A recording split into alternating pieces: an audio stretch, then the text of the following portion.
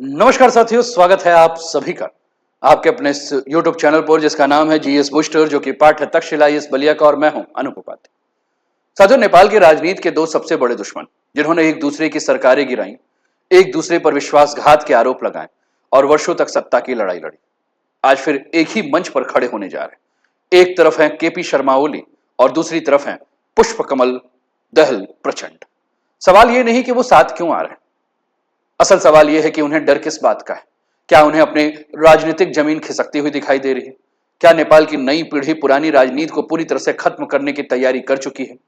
हालिया चुनाव में मिली करारी जब हार और सरकारी जांच एजेंसियों की बढ़ती कार्यवाही और संसद के भीतर बदलता शक्ति संतुलन, क्या इन सब ने दशकों पुराने प्रतिद्वंदियों को फिर से एक साथ आने के लिए मजबूर कर दिया है? लेकिन क्यों? अगर ओली और प्रचंड सचमुच फिर से एक हो जाते हैं तो इसका असर सिर्फ काठमांडू तक सीमित नहीं रहेगा। नई दिल्ली, बीजिंग और पूरे दक्षिण एशिया की राजनीति पर इसके दूरगामी प्रभाव पड़ सकते हैं। तो आखिर नेपाल में क्या पक रहा है? क्या यह सत्ता बचाने की आखिरी कोशिश है या नेपाल राजनीति में एक नया अध्याय जो है वो शुरू होने वाला है? आइए तथ्यों, राजनीतिक घटनाक्रम के आधार पर पूरी कहानी को विस्तार से हम समझते हैं। साथियों, चैनल पर पहली बार है तो चैनल को सब्सक्राइब करके बेल आइकन दबा दीजिए और वीडियो को अंत तक ध्यान से देखिएगा और जो भी आपके विचार हैं, पक्ष में, विपक्ष में या तटस्थ, आप अपने विचारों को खुलकर जो है वो लिखिए। तो चलिए शुरुआत करते हैं आज का सेशन और आज का टॉपिक है पीएम बालेन शाह का डर। नेपाल में एक होंगे दो दुश्मन, प्रचंड और ओली गठबंधन को तैयार। काठमांडू पोस्ट ने इसे कवर किया है। काठमांडू पोस्ट के पॉलिटिक्स करके जो कॉलम है उसमें अगर आप देखेंगे तो उसमें लिखा गया है, Oli Dahal explore fresh alignment amid election setbacks and probes, battered by election losses and spooked by government asset probes, Nepal top communist rivals look set to share a stage and possibly a future। तो ओली और प्रचंड फिर से एक साथ आए।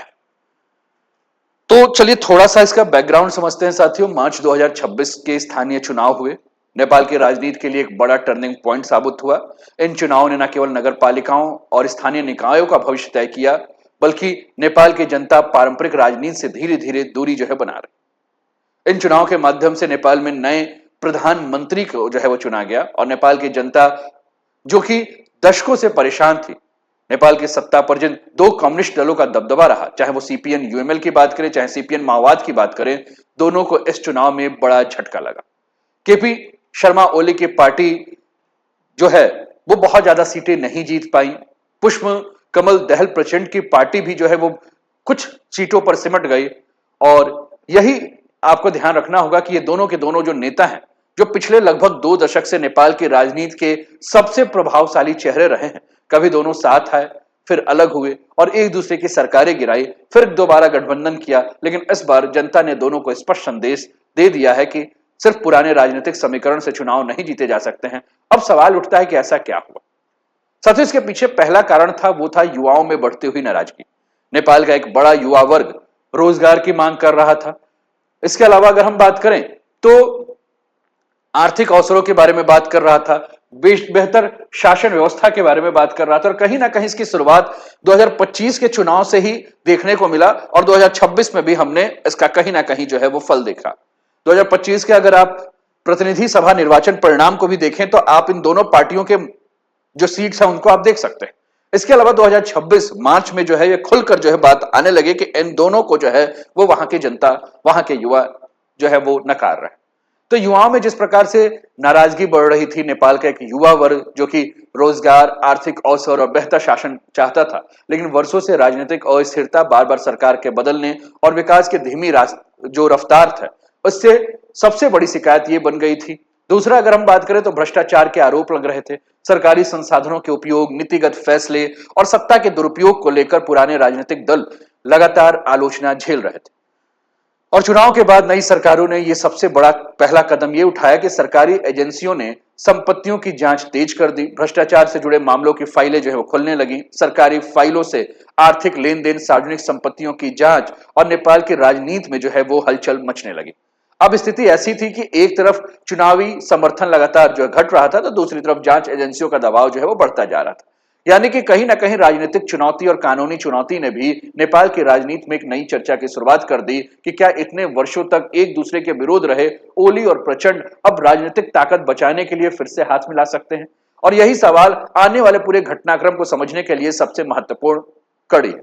अब इस सवाल पर आ जाते हैं कि क्यों साथ आने पर ये मजबूर हुए, क्या इनकी मजबूरी थी, क्यों प्रचंड और ओली एक साथ आ रहे। आखिर वर्षों तक एक दूसरे के सबसे बड़े राजनीतिक प्रतिद्वंदी दोनों के दोनों हैं, फिर साथ आना क्यों चाहते हैं। साथियों, राजनीतिक विश्लेषकों की बात अगर माने तो इसके पीछे तीन बड़े कारण बता रहे हैं। सबसे पहला पॉलिटिकल सर्वाइवल, यानी कि राजनीतिक अस्तित्व को बचाने का सवाल।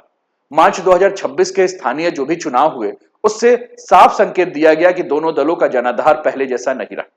नई राजनीतिक ताकतें उभर रही, युवा मतदाता पारंपरिक दलों से अलग विकल्प तलाश रहा था और ऐसी स्थिति में अगर दोनों दल अलग अलग चुनाव लड़ते हैं तो दोनों की सीटों और कम हो जाती है। यानी गठबंधन अब सिर्फ राजनीतिक सुविधा नहीं बल्कि राजनीतिक अस्तित्व का जो है वो सवाल बन चुका है। आगामी जो स्थानीय चुनाव है वो भी कहीं मुद्दा है, क्योंकि नेपाल में फिर से आने वाले समय में स्थानीय चुनाव जब होंगे तो उसकी तैयारी पहले से जो है की जा रही है और कहीं ना कहीं चुनावी गणित को जो है दोनों ने कैलकुलेट कर लिया कि अगर यूएमएल और माओवादी केंद्र अलग अलग मैदान में उतरते हैं तो उनके पारंपरिक वोट बैंक जो है वो बढ़ सकते हैं और इसका सीधा फायदा जो है वह नई पार्टियों को मिलेगा। यानी कि स्थानीय उम्मीदवारों को जो है इसका लाभ मिल सकता है और दोनों साथ में लड़ते हैं तो संयुक्त वोट शेयर कई क्षेत्रों के मुकाबले जो है बदल सकता है। यानी गठबंधन केवल विचारधारा का नहीं बल्कि चुनाव के गणित का मामला है। तीसरा मामला जो है वो कहीं ना कहीं सरकार और जांच एजेंसियों का जिस प्रकार से दबाव बढ़ रहा है, यह भी एक सबसे बड़ा कारण है।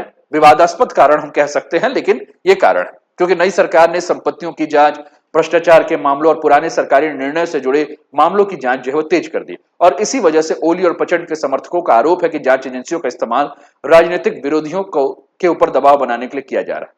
सरकार का कहना है कि कानून सभी के लिए समान रूप से लागू है, यदि किसी के मामले में अनियमितता हुई है तो उसकी जांच होना स्वाभाविक है। यानी एक पक्ष इसे राजनीतिक प्रतिशोध बताता है जबकि दूसरा पक्ष इसे भ्रष्टाचार के खिलाफ कार्रवाई कहता है। और यही वजह है कि नेपाल की राजनीति आज एक ऐसे मोड़ पर खड़ी है जहां सत्ता, चुनाव और कानूनी जांच तीनों एक दूसरे से जो है जुड़ चुके हैं और शायद इसलिए वर्षों पुराने राजनीतिक प्रतिद्वंदा एक बार फिर से साथ आने की तैयारी हो रही। अब क्या ये पहली बार हुआ है? साथियों, ऐसा नहीं कि पहली बार हुआ है। आपके स्क्रीन पर गठबंधन की पूरी कहानी 2017 से 2026 तक देखिए। 2017 का चुनाव हुआ, केपी ओली की अगुवाई में नेपाल कम्युनिस्ट पार्टी की जीत हुई। 2018 में इनका एकीकरण हुआ, माओवादी केंद्र का ऐतिहासिक एकीकरण बना नेपाल कम्युनिस्ट पार्टी। 2020 में संसद का विघटन हुआ, प्रधानमंत्री ओली के द्वारा संसद विघटन का कदम उठाया गया, राजनीतिक संकट गहराया। 2022 में गठबंधन का टूट हुआ, प्रचंड और ओली के बीच दूरियां बढ़ी, गठबंधन टूटा। लेकिन 2026 में फिर से दोनों के दोनों जो है वो साथ आ रहे हैं। यानी कि कुल मिलाकर अगर हम बात करें तो आप ये देख सकते हैं कि कहीं ना कहीं 2017 से 2026 तक अगर हम बात करें तो चुनाव से पहले ऐसा गठबंधन देखने को मिला है और जनता ने इस गठबंधन पर भरोसा भी जताया है। दोनों दलों को मिलाकर संसद में लगभग 2/3 बहुमत मिल भी गया तो नेपाल की राजनीति में इसे एक ऐतिहासिक जनादेश जो है वो माना गया। दूसरा पड़ाव अगर हम 2018 की अगर हम बात करें तो 2018 में भी इन लोग जुड़े। इसके बाद जो है वो कहीं ना कहीं इनका जुड़ाव और इनका टूट जो है वो समय के साथ साथ होता रहा। लेकिन इस बार सबसे महत्वपूर्ण सवाल यह है कि अगर ओली और प्रचंड पहले भी कई बार साथ आए हैं तो इस बार क्या आना अलग है। सर, सबसे बड़ा अंतर सिर्फ एक शब्द में छिपा है, वो है पावर नहीं बल्कि सर्वाइवल। अभी तक पावर के लिए आ रहे थे, अब सर्वाइवल के लिए आ रहे हैं क्योंकि इनको पता है कि अगर 2017 में दोनों सत्ता हासिल करने के लिए अगर साथ में आए थे, उनके पास जन समर्थन था, बहुमत था और सरकार बनाने का मौका था। लेकिन 2026 की तस्वीर जो है वो बहुमत और सरकार बनाने की बात नहीं है। आज दोनों दल पहले जितने मजबूत नहीं।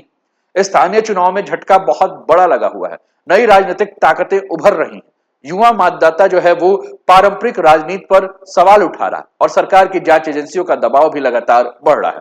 यानी इस बार लड़ाई सिर्फ प्रधानमंत्री की कुर्सी को पाने की नहीं होगी, इस बार की जो लड़ाई है वो राजनीतिक प्रासंगिकता को बचाने की है, सर्वाइवल की है कि भैया लोग हमारे वजूद को भूले नहीं। और यही कारण है कि राजनीतिक विश्लेषकों का मानना है कि जब नेपाल की राजनीति में दोनों नेताओं की ताकत कमजोर पड़ती है तब उनके बीच सहयोग की संभावना बढ़ जाती है। अर्थात जब मुकाबला एक दूसरे से होता है तो दोनों अलग हो जाते हैं, लेकिन जब चुनौती किसी तीसरे राजनीतिक ताकत से मिलने लगती है तो पुराने प्रतिद्वंदी जो है वो फिर से एक दूसरे के सहयोगी बन जाते हैं। हालांकि यह भी उतना ही महत्वपूर्ण है कि राजनीतिक विश्लेषक केवल संभावित कारण बता रहे हैं, यह निश्चित नहीं कहा जा सकता है कि यही अकेला वजह है या संभावित गठबंधन कितने समय तक टिकेगा, और नेपाल की राजनीति का इतिहास तो यही बता रहा है कि गठबंधन बनाना आसान है नेपाल में, लेकिन लंबे समय तक चलाना बहुत कठिन काम होता है। यानी इस बार दांव सिर्फ सरकार बनाने के नहीं बल्कि नेपाल की पारंपरिक कम्युनिस्ट राजनीति के भविष्य का भी है। और यही कारण है कि पूरे दक्षिण एशिया की नजर काठमांडू की राजनीति पर जो है वो टिकी हुई है। तो क्या बालेन शाह का डर जो है वो सबसे बड़ा कारण है? आइए इस पर भी हम देख लेते हैं कि बालेन शाह फैक्टर क्या है। साथियों, जो आज नेपाल की राजनीति में सबसे ज्यादा पूछा जाने वाला बात है कि क्या ओली और प्रचंड वास्तव में बालेन शाह से डर रहे हैं, तो इसका जवाब आप कमेंट के माध्यम से बताइए, क्योंकि आप खासकर नेपाल के जो भी जनता है उनके पास इसका जवाब जो है शानदार होगा, मस्त वाला होगा। तो आप अपने जवाब दीजिए और कि क्या कारण है। लेकिन चलिए मैं आपके जवाब में कुछ बातों को जोड़ देता हूं।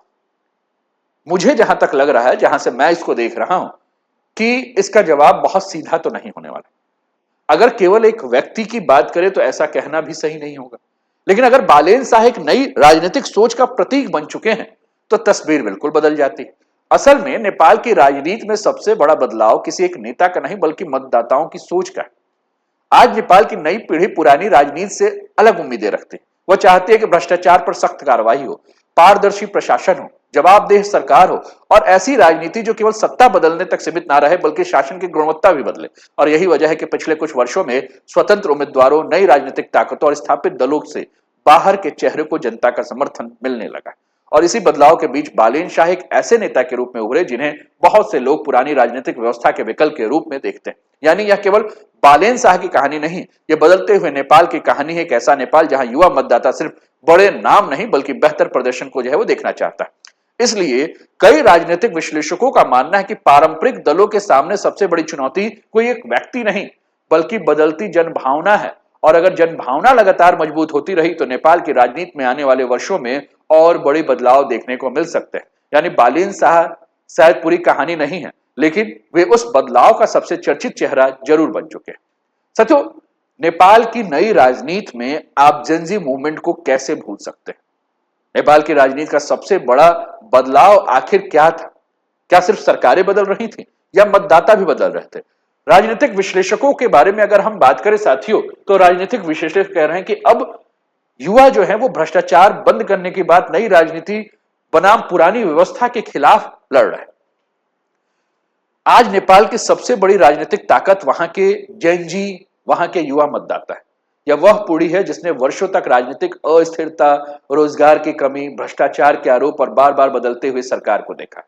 इसलिए आज का युवा मतदाता सिर्फ राजनीतिक नामों से प्रभावित नहीं होता, वो परिणाम चाह रहा है, वो पारदर्शिता चाह रहा है, वो जवाबदेही चाहता है और नई तरह की राजनीति चाहता है। और इसी माहौल में नेपाल में पारंपरिक दलों के खिलाफ असंतोष बढ़ा और नए राजनीतिक चेहरे, स्वतंत्र उम्मीदवार और वैकल्पिक दल चर्चा के केंद्र में आने लगे।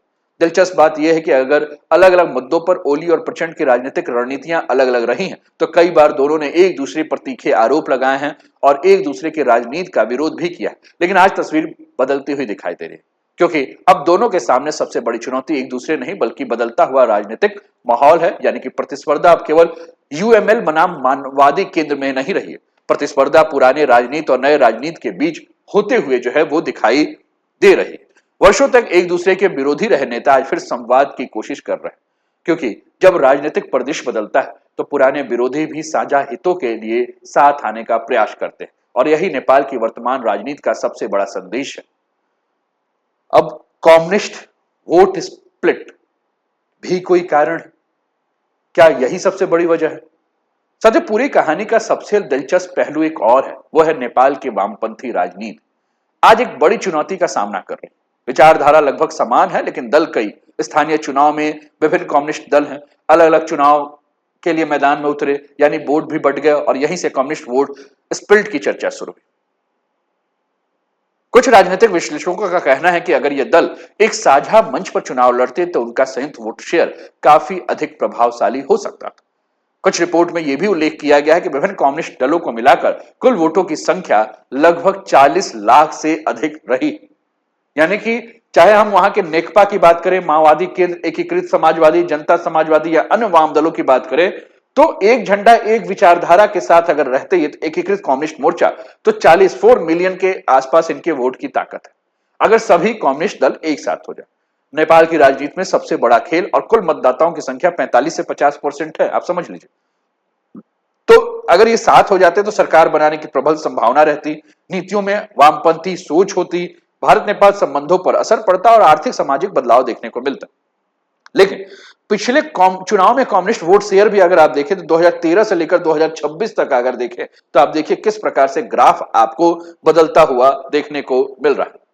तो आप यहां से भी समझ सकते हैं कि किस प्रकार से जो है ये चेंज हुआ है। अब भारत को लेकर हमें बात करना होगा कि भारत के लिए क्या ये कोई नया संकेत है, क्या भारत इस सब को लेकर चिंतित होगा। साथियों, अगर हम इस गठबंधन को लेकर भारत की चिंता की बात करें तो इसका जवाब यह हो सकता है कि हां बिल्कुल भारत होगा, लेकिन सीधे तौर पर नहीं होगा। भारत की प्राथमिकता हमेशा से नेपाल में एक स्थिर लोकतांत्रिक और सहयोगी सरकार की रही, क्योंकि भारत और नेपाल के बीच लगभग 1850 किलोमीटर लंबी खुली सीमा है। दोनों देशों के बीच जो है वो सांस्कृतिक सामाजिक रिश्ते, व्यापार, ऊर्जा, सुरक्षा है, लोगों की आवाजाही है, एक दूसरे से गहराई से जुड़ा हुआ नाता है। काठमांडू की राजनीति की अस्थिरता नई दिल्ली की रणनीतिक चिंता हमेशा बन जाती है। अगर ओली और प्रचंड का गठबंधन मजबूत होता है तो भारत के सामने सबसे बड़ा प्रश्न होगा, नई सरकार की विदेश नीति किस दिशा में जाएगी। क्या वह भारत के साथ संबंधों को प्राथमिकता देगी या चीन के साथ रणनीतिक सहयोग को और बढ़ाएगी।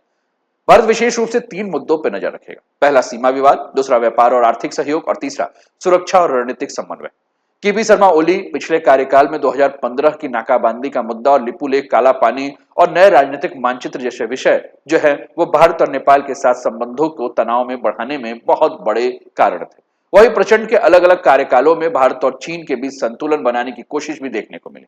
इसलिए अगर दोनों नेता साथ आते हैं तो सबसे बड़ी चुनौती यह होगी कि दोनों पड़ोसी देशों के बीच संतुलित विदेश नीति बनाए रखना चाहते हैं या कुछ बदलते हैं। अब कुछ बदलाव हो रहा है तो चीन पर क्या असर पड़ रहा है, यह भी हमें समझना जरूरी है। साथियों, नेपाल चीन की दक्षिण एशिया रणनीति का एक महत्वपूर्ण हिस्सा बन चुका है। कई राजनीतिक विश्लेषकों का मानना है कि बीजिंग नेपाल की राजनीतिक स्थिरता और विशेष रूप से वामपंथी दलों के बीच सहयोग को सकारात्मक दृष्टि से देखता है। 2018 में जब यूएमएल और माओवादी केंद्र का विलय हुआ था तब कई विश्लेषकों ने इसे चीनी कूटनीतिक प्रयासों का भी जो है वह कारण माना था। हालांकि इस बार ऐसा कोई सार्वजनिक संकेत नहीं मिला है चीनी संभावित गठबंधन में प्रत्यक्ष भूमिका निभा रहा है या नहीं, लेकिन यदि नेपाल में एक मजबूत कम्युनिस्ट गठबंधन उतरता है तो बीजिंग निश्चित रूप से उसके राजनीतिक और रणनीतिक प्रभाव पर नजर रखेगा। तो क्या यह भारत और चीन के बीच प्रतिस्पर्धा है। अब सबसे महत्वपूर्ण बात यह है साथियों कि यह पूरा घटनाक्रम अगर आप ध्यान से देखें तो आपको भारत बनाम चीन की राजनीति के रूप में भी जरूर देखना चाहिए। फिलहाल इस समय की अगर हम बात करें तो नेपाल के आंतरिक राजनीति का जो यह विषय है, अगर भविष्य में गठबंधन सरकार बनाने की स्थिति में पहुंचता है तो भारत और चीन दोनों नई सरकारों के साथ अपने संबंधों को मजबूत बनाने की कोशिश करेंगे। यानी अभी यह घरेलू राजनीति की कहानी है, लेकिन अगर आगे चलकर इसका क्षेत्रीय महत्व भी जो बढ़ सकता है। तो फिर एक अगला प्रश्न कि क्या भविष्य में बालन शाह की सरकार जो है वो खतरे में है। और सबसे चर्चित सवाल यही है कि क्या इस संभावित गठबंधन से बालन शाह की स्थिति तुरंत कमजोर हो जाएगी। फिलहाल ऐसा कहना बहुत ही ज्यादा जल्दबाजी होगा साथियों। सिर्फ विपक्षी दलों के साथ आने से सरकार बदल जाना तय नहीं होता। अगर विपक्ष अधिक संगठित होता है तो संसद में सरकार पर दबाव बढ़ा सकता, सरकार के फैसलों की अधिक आक्रामक आलोचना हो सकती है और राजनीतिक गतिविधियां तथा विरोध प्रदर्शन बढ़ने की संभावना हो सकती है। लेकिन यह सब आने वाले राजनीतिक घटनाक्रम के ऊपर निर्भर होगा। तो भविष्य क्या कह रहा है, जो कि सबसे आखिरी सवाल है कि नेपाल की आगे की राजनीति क्या होगी। साथियों, नेपाल के 3 संभावित रास्ते जो है वह नेपाल इस समय उन 3 संभावित रास्तों पे खड़ा दिखाई दे रहा है। पहला, ओली और प्रचंड सिर्फ आगामी चुनाव के लिए चुनावी गठबंधन करें। दूसरा, दोनों दल फिर से व्यापक वामपंथी एकता की दिशा में बढ़ें और भविष्य में किसी बड़े राजनीतिक पुनर्गठन की कोशिश करें। और तीसरा, इतिहास खुद को दोहराए, शुरुआत में गठबंधन बने लेकिन कुछ महीनों के बाद नेतृत्व, सत्ता साझेदारी और राजनीतिक मतभेदों के कारण फिर से टूट जाए। नेपाल की राजनीति का हालिया इतिहास हमें यही सिखाता है कि गठबंधन बनाना आसान है, लेकिन उसे लंबे समय तक निभाना सबसे बड़ी और सबसे कठिन चुनौती है। और यही कारण है कि आने वाले कुछ महीने केवल नेपाल ही नहीं बल्कि पूरे दक्षिण एशिया की राजनीति के लिए भी बेहद महत्वपूर्ण रहने वाला है। तो साथियों, पूरे कहानी का निष्कर्ष यही है कि यह कहानी सिर्फ केपी शर्मा ओली और पुष्प कमल दहल प्रचंड की नहीं, नेपाल की बदलती राजनीति की कहानियां। एक तरफ दशकों से सत्ता का प्रभाव रखने वाली पारंपरिक कम्युनिस्ट नेतृत्व, तो दूसरी तरफ नई पीढ़ी, नए राजनीतिक सोच, भ्रष्टाचार के खिलाफ बढ़ती आवाज, बेहतर शासन की मांग और जवाबदेह राजनीति की उम्मीद। यही संघर्ष आज नेपाल की राजनीति को नई दिशा दे रहा है। संभव है कि ओली और प्रचंड फिर से एक मंच पर आए, संभव है कि चुनावी गणित को अपने पक्ष में बदल दे, लेकिन राजनीति में केवल गठबंधन बना लेना ही पर्याप्त नहीं होता। सबसे कठिन काम होता है जनता का भरोसा जीतना। और आज नेपाल के युवाओं के सामने सबसे बड़ा सवाल यही है कि क्या पुराने राजनीतिक दल खुद को बदल पाएंगे, क्या वे नई पीढ़ी की अपेक्षा पर खरे उतर पाएंगे, या नेपाल की राजनीति अब एक बिल्कुल नए दौर में प्रवेश कर चुकी है जहां मतदाता चेहरों से ज्यादा काम को महत्व देंगे। और इन सवालों के जवाब आने वाले चुनाव और नेपाल की बदलती राजनीतिक तय करेगी। आपकी राय क्या है? क्या ओली और प्रचंड का संभावित गठबंधन वास्तव में सफल हो सकता है, या नेपाल की नई राजनीति पुराने राजनीतिक समीकरणों की को बदल देगी? अपनी राय कमेंट में जरूर लिखिए। अगर आपको यह विश्लेषण तथ्यपूर्ण और उपयोगी लगा हो तो वीडियो को लाइक करें, चैनल को सब्सक्राइब करें और ऐसे ही गहन अंतर्राष्ट्रीय दक्षिण एशियाई राजनीतिक का विश्लेषण हमारे साथ जुड़कर देखते रहिए, सुनते रहिए। तो चलिए, चैनल को सब्सक्राइब करके बेल आइकन दबा दीजिए, कमेंटों से विचार को दे दीजिए। अपना ध्यान रखिए, स्वस्थ रहिए, मस्त रहिए, तंदुरुस्त रहिए, हंसते खेलते मुस्कुराते हुए जीवन का आनंद लीजिए। जय हिंद, जय भारत।